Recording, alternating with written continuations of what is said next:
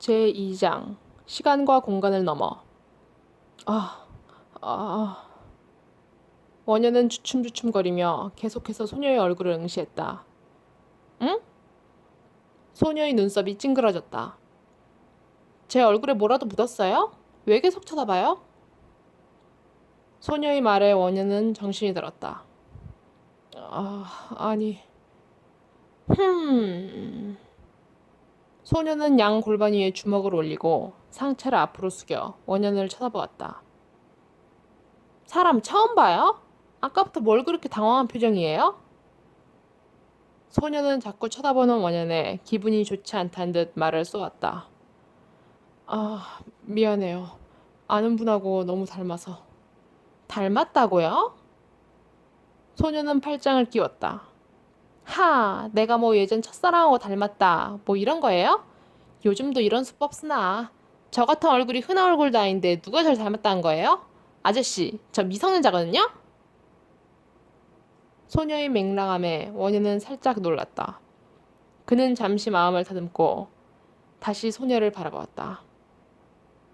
오해했다면 미안해요. 근데 다른 게 아니었어요. 뭔가 주위도 다 이상해서. 혹시 이곳 시골인가요? 서울이거든요? 서울? 근데 주위 풍경도 그렇고 택시도 전부 단종된 것들인데? 무슨 단종이에요? 택시 들어온 지 100년도 안 됐구만. 어디 보자. 택시가 1912년도에 우리나라에서 처음 운임을 시작했다고 하니까 73년, 지금이 85년도니까 73년밖에 안 됐구만. 아저씨, 저거 타고 다니기 힘들거든요? 85년도? 응? 왜요? 지금이 85년도, 1985년도라고요? 응? 소녀는 고개를 갸웃했다. 이게 다 무슨... 너무 어이가 없고 말도 안 나온 상황이었다. 원현은 소녀를 다시 쳐다보았다. 그리고 말했다. 이름, 이름이 뭐예요? 이름? 남의 이름은 또 왜요? 참나, 소유하예요. 됐어요? 덜컥. 원현의 가슴이 아래로 덜컥 내려앉았다가 다시 솟아올랐다. 심장을 통해 돌았던 피가 반대 방향으로 거슬러서 순회하는 미칠 것만 같은 느낌이었다. 엄마? 벌어진 원현의 입에서 작게 소리가 새어나왔다. 어? 소녀의 인상이 더 구겨졌다. 주룩. 원현의 두 눈에서 눈물이 흘러내렸다. 어머니, 어머니를 다시 보았다. 꿈인가? 꿈. 그렇지. 꿈이라 말이 되지. 그렇게 생각이 드는 와중에도 원현의 마음속은 엄마에 대한 그리움에 다른 생각은 머릿속에 들어오지 않았다. 다시 만났다는 것에, 꿈이건 상상이건 다시 만났다는 것에, 다시 봤다는 것에 말로는 표현할 수 없을 만큼 마음이 벅차올랐다.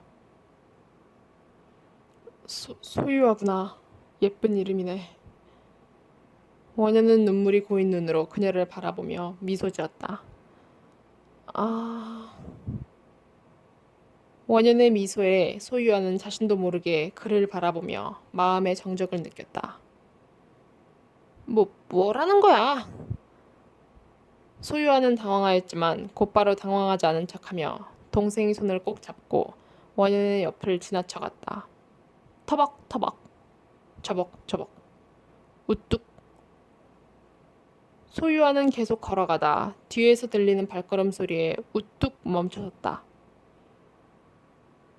휙! 그리고 고개를 돌려 앙칼지게 뒤를 돌아봤다. 뭐예요? 왜 자꾸 따라와요? 원현은 그녀의 앙칼진 모습에 눈이 커졌다. 엄마한테 저런 모습도 있었구나.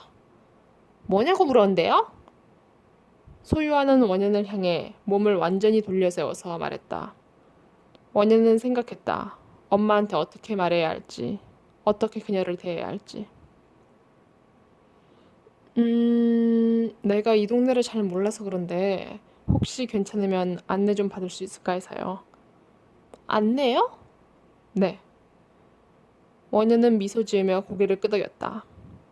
소유하는 원현의 정장 입은 모습과 깔끔한 구두, 그의 정중한 어투에 이 근처 산동네에는 와본 적 없어 이곳 지리에 대해 잘 모르나? 그래서 나한테 안내를 부탁하는 건가? 하는 생각이 들었다. 뭐 안내가 필요하면 잠깐 해줄게요. 어디를 갈 건데요? 그냥 이것저것을 보고 싶어요. 소유하는 걸었고 원현은 그녀의 뒤를 따라갔다. 작은 집들이 옹기종기 붙어 있었으며 아이들은 집 앞에 나와 구슬치기, 팽이 돌리기, 숨바꼭질 등을 하며 놀고 있었다. 소유하는 걸어가는 와중에도 중간에 한 번씩 뒤에 있는 원현을 쳐다봤다. 원현은 그녀와 눈이 마주칠 때마다 한 번씩 미소 지었다. 터벅, 터벅. 어쩌다 보니 소유하는 자신의 집 앞까지 다다랐다. 잠깐, 저 사람 지금 안 가고 있는데 나 집 앞까지 데리고 온 거야? 원현은 어머니 집을 보았다. 작고 낡았으며 187cm의 원현의 키에 비교했을 때 명치까지밖에 안 오는 낮은 담장에 안에는 조그만 마당이 있고 마당의 빨랫줄에는 빨래들이 매달려 있었다. 원현은 어머니 집을 보자 마음 한구석이 욱신거렸다. 뭐 대충 이곳 동네는 안내해 준 것 같은데요? 이제 어디 가실 거예요? 아, 아, 저기 잠깐만 기다려 줄래요? 네? 원현은 언덕 밑으로 뛰어내려갔다. 그리고 근처를 두리번거리다 동네 조금 큰 슈퍼마켓을 발견하고 안으로 들어갔다. 어서 오세요. 어머? 훤칠한 청년의 등장에 놀란 슈퍼마켓 아주머니들의 눈이 전부 동그랗게 커졌다. 뭐 필요하세요? 여기 식료품 요즘 맛있는 거 전부 하고 진열대 있는 이 과자들 그리고 저기 아이스크림 전부 담아주세요. 네네. 엄마가 뭘 좋아했었지? 아주머니들이 식자재들을 담고 있는 동안 원현은 또 뭘 사서 가는 게 좋을까 곰곰이 생각했다. 총 1,500원입니다. 6개의 검은색 봉지 안에 식자재가 꽉 들어찼다. 원현은 지갑을 열고 블랙카드를 꺼냈다. 그러다 잠깐 생각에 빠졌다. 지금 85년도. 이 시대에서는 자신의 카드를 사용할 수 없다는 것이 생각났다. 이런. 원현은 지갑을 다시 열어보았다. 지폐가 있었다. 5만 원부터 10만 원, 100만 원, 1000만 원 수표까지 들어있었다. 낑낑. 원현은 현금과 수표를 전부 빼서 하나하나 넘기며 10,000원짜리를 찾아보았다. 그러다 수표 사이에 껴있는 10,000원짜리 지폐 2장을 발견하였다. 여기. 원현은 2만 원을 주고 잔돈 9,500원을 받았다. 그리고 바리바리 슈퍼봉지를 쌓아 들고 나가려는데 카운터 옆에 알사탕이 든 우산과 해바라기씨 초코볼이 든 지팡이가 보였다. 원현은 직원 아주머니를 보았다. 여기 잔돈으로 저기 남은 것도 전부 계산해 주세요. 타닥 탁탁탁. 원현은 언덕을 뛰어 올라갔다. 그리고 엄마의 집으로 다시 찾아갔다. 아저씨, 또 무슨 일이세요? 담례. 원현은 6개의 슈퍼봉지를 그녀 앞으로 들어보이며 말했다. 이게 다 뭐예요? 유아의 눈이 커다랗게 변했다. 산동네 안내받아서 고마워서 준 선물이에요. 네, 감사합니다. 유아는 원현에게서 봉지를 받으려 했다. 내가 들여놓아 줄게요. 무거워요. 원현은 대문을 넘어 유한의 마당으로 들어가 집 마루 위에 봉지를 올려놓았다. 와, 먹을 거다! 안방에 있던 동생들이 소리를 듣고 달려나왔다. 아까 봤던 오빠다. 유아의 동생 중 한 명이 원현을 보고 손가락으로 가리키며 말했다. 이모. 원현은 유아의 동생들을 보며 손을 흔들었다. 안녕? 나와서 이거 먹어. 원현은 마루로 나온 유아의 동생들에게 아이스크림을 꺼내 껍질을 까서 주었다. 여기 와서 같이 먹어요. 원현은 유아를 향해 미소 지으며 말했다. 네, 그럼. 유아는 새침하게 원현을 쳐다본 뒤 쫄래쫄래 마루 위로 올라갔다. 선물까지 사와 주셨으니 여기 앉아 계세요. 차라도 한 잔 가져다 드릴게요. 유아는 부엌에서 보리차 한 잔을 가지고 나왔다. 고마워요. 잘 마실게요. 원현은 유아를 향해 빙긋 웃으며 차를 받았다. 이거 가지고. 유아는 동생들과 함께 마루 위에 둥글게 둘러앉았다. 와구와구. 동생들과 유아는 걸신 들린 사람처럼 통조림과 반찬, 과자 등을 먹어댔다. 우걱우걱우걱. 그 모습을 본 원현은 마음이 안 좋았다. 천천히 먹어요. 모자르면 또 사올 거니까. 끄덕. 유아는 밥 먹느라 정신없어 말도 안 하고 눈만 올려서 고개만 끄덕였다.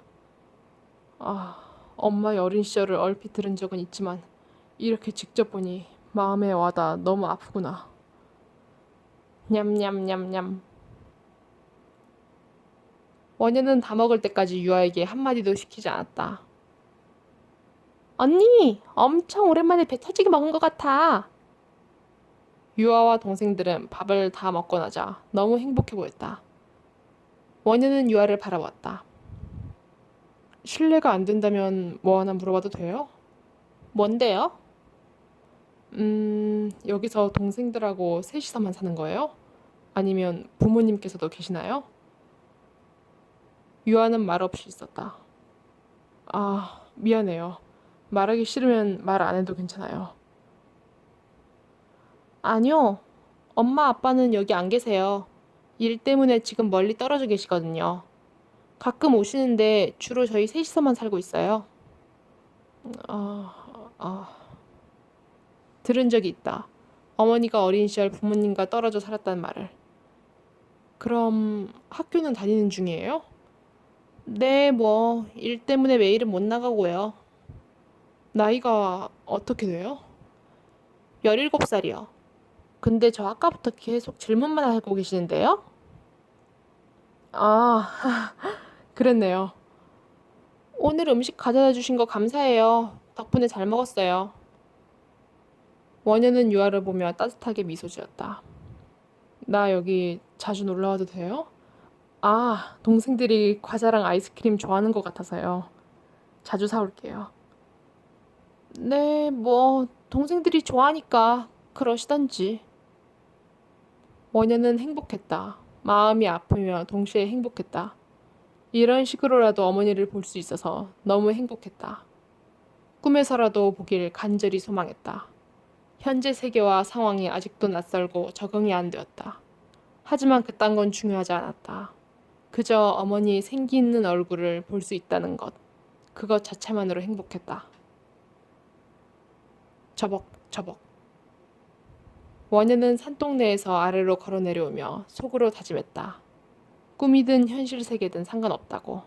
이번 생에는 반드시 엄마를 행복하게 만들어주겠다고. 털썩. 백제 호텔 스위트룸으로 들어온 원현은 넥타이를 풀며 소파에 기댔다. 현재 원현이 가지고 있는 것은 지갑에 든 5만 원권 지폐 2장, 10만 원권 수표 3장, 100만 원권 수표 3장, 1000만 원권 수표 3장, 그리고 손에 들고 있는 9천만 원짜리 지갑과 몸에 걸친 시계, 정장, 넥타이, 구두, 다 합쳐 수십억 상당의 옷가지들이었다. 원현은 계산했다. 슈퍼와 백화점에서 결제한 물품의 시세를 봤을 때 이 시대는 내가 살던 시대의 약 10분의 1 정도의 물가라는 것을. 자신이 가진 소지품들이 가격은 30억 이상. 그렇다면 여기서는 가치는 똑같으나 금액으로는 대략 3억은 나오겠다 판단하였다. 그리고 현찰 같은 경우에는 발행 시기와 모양이 이곳 세계와 달라서 사용할 수 없으니 무용지물이었다. 2시간 전 원현은 언덕을 내려와 근처 백화점을 찾았다. 어서 오십시오. 어머! 귀금속 매장 직원은 원현의 미모에 깜짝 놀라 한 손으로 입을 막았다. 절그럭. 원현은 손목에 있는 시계를 풀어 직원 앞에 내려다 놓았다. 프랑스에서 구매한 것으로 1282개의 다이아몬드가 막힌 56억 4,500만 원의 가격대 위블로 빅뱅 시계였다. 직원은 원현의 미모에 한 번, 그리고 그가 푼 시계에 다시 한 번 놀랐다. 가격 좀 보겠습니다. 잠시만 기다려주세요.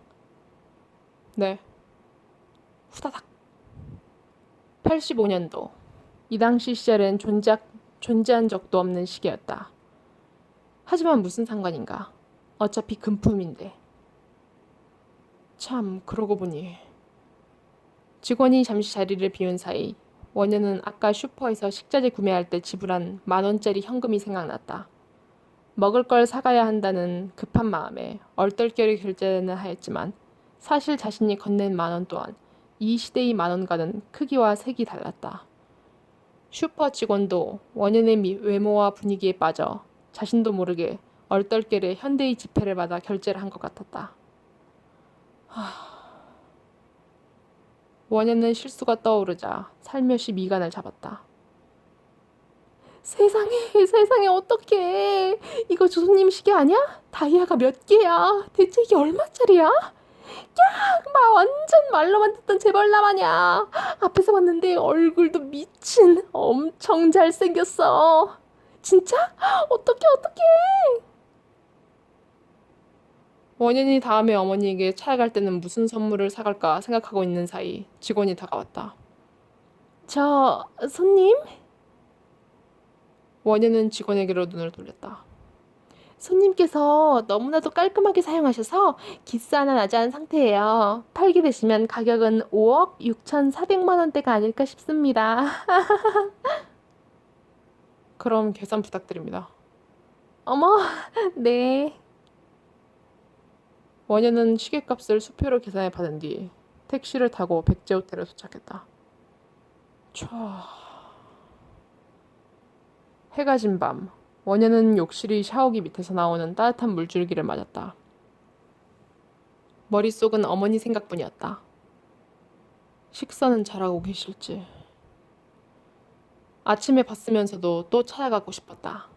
하지만 혹시라도 부담을 느껴 경솔하게 행동할 수는 없었다. 툭. 샤워기를 끄고 가운을 걸친 원현은 앞머리에 잠긴 물방울을 떨어뜨리며 거실로 나왔다. 남산의 야경이 아름다웠다. 원현은 창밖을 바라보며 다시 한번 머릿속의 생각을 정리했다. 꿈이 아닌 건 확실해진 것 같다. 내가 서 있는 이곳은 분명 지구이긴 하나 내가 살고 있던 세계는 아니다. 이곳은 분명 다른 세계다. 어머니의 말씀대로라면 이곳은 1985년도, 내가 살던 2021년도로부터 무려 36년 전의 과거다. 나는 이곳을 어떻게 온 것인가? 그리고 어떻게 어머니를 다시 만난 것일까? 마음속의 정적이 잠시 흘렀다. 혹시 하늘의 뜻은 아닐까? 어머니를 다시 뵈라는, 두 번 다시 후회를 만들지 말라는 계신 건가? 원현은 자신도 모르게 숨이 가빠졌다. 흥분을 제어하기 힘들었다. 무엇이든 상관없다. 내가 그 무엇보다 간절히 소망했던 것이고 이것이 하늘이 준 기회라. 기회이자 뜻이라면 나는 기꺼이 그 뜻을 놓치지 않고 따를 것이다. 기필코 무슨 일이 닥친다 해도 이번 생에는 반드시 어머니를 지켜주겠다. 그리고 행복하게 해주겠다. 다음 날 똑똑 문 두드린 소리에 양치하며 마당에 걸린 빨래를 걷던 유아는 문 쪽으로 걸어갔다. 나가요. 누구세요? 끽. 반가워요. 문을 열자 어제 봤던 남자가 웃으며 서 있었다. 에? 유아는 칫솔을 입에 물고 문 앞에 서 있는 원현을 바라봤다. 내가 너무 일찍 온 건가요? 유아는 멀뚱멀뚱 원현을 쳐다보았다. 원현은 그런 유아가 귀엽다는 듯 웃었다. 어제 보니까 통조림을 좋아하는 것 같길래요. 마트에 들려 통조림 사면서 몇 가지 좀 더 사왔어요. 아, 동생들이 많이 좋아하는 것 같아 보여서 사온 거예요. 원현은 커다란 마트 봉지 여러 개를 유아 앞에 들여보였다. 아, 일단 들어와요. 유아는 원현이 들어올 수 있게 대문을 활짝 열어 둔 뒤 양치를 끝내기 위해 수덕가로 달려갔다. 오빠! 원현을 발견한 동생들이 마루 위에서 뛰어내려 그에게 달려갔다. 잘 지냈어? 원현은 웃으며 동생들이 머리를 쓰다듬었다. 타박타박. 이때 유아가 나왔다. 아, 아직 밥 안 먹었죠? 유아에게 눈을 돌린 원현이 그녀를 향해 말했다. 네. 유아는 수건으로 입가에 물기를 닦으며 고개를 끄덕였다. 나도요. 같이 먹어요. 원현은 유아를 향해 미소 지으며 식사 준비를 했다. 유아는 그런 원현을 쳐다보았다. 냠냠냠. 유아와 동생들은 치킨과 팔보채, 라조육, 밥, 찌개, 밑반찬 등을 먹었고 원현은 그런 유아와 동생들을 바라보며 식사했다. 뭐, 맛있게 잘 먹었어요. 식사를 마친 유아는 입을 닦으며 새침하게 말했다. 맛있게 먹었다니 다행이네요. 참, 학교 가야 하죠. 네? 아, 네. 왜요? 데려다 줄게요. 같이 가요. 네? 아니, 그럴 필요 없는데 걸어가면 금방이거든요. 심심해서 그래요. 유아 씨 다니는 학교가 궁금하기도 하고. 그럼 뭐 그러시던지요. 가요. 유아는 원현을 따라 언덕 밑으로 쭈레쭈레 내려갔다. 언덕 밑엔 택시가 기다리고 있었다. 타요.